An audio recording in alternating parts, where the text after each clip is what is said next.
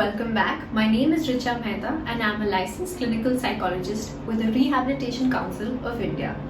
In today's video, we're going to try and understand what is anxiety and what are some of the things we can do in order to deal with it effectively. So stay tuned.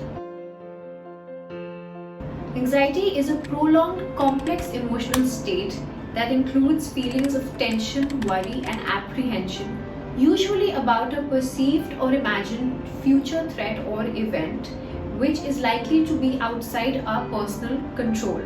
Since the event is seen as unpredictable and uncontrollable, we feel that we do not have the ability to deal with it, which tends to make us feel more threatened or afraid of that event.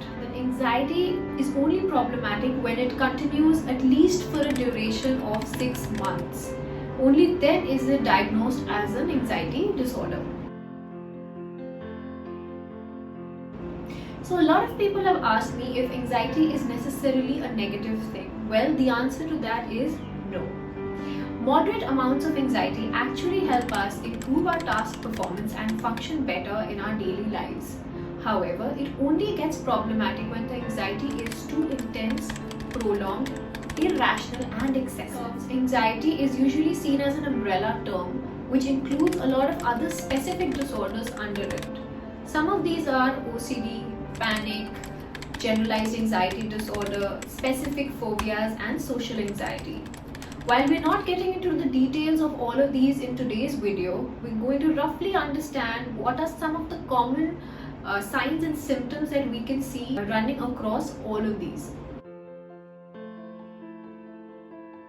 Increased heart rate, difficulty in breathing, a choking sensation, tingling sensations, feeling hot or cold, excessive sweating, dryness of mouth are some of the physical symptoms of anxiety that one may experience on a regular basis. Some of the cognitive symptoms of anxiety include worrying, tension, fear of failure, fear of uncertainty, fear of losing control, fear of going crazy, nervousness, memory and attention difficulties, and the likes. Behavioral symptoms of anxiety include avoidance of threat cues, safety-seeking behavior, and seeking reassurance from those around us.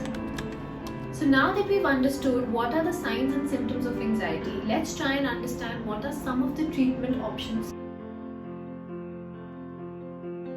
Research shows that cognitive behavior therapy, along with a combination of medications, is often the most effective way of dealing with anxiety.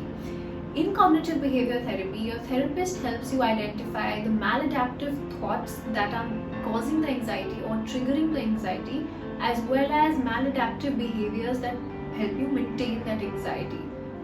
Another technique which is specifically used in phobias is known as exposure therapy, where the individual is gradually exposed to the feared stimuli over time.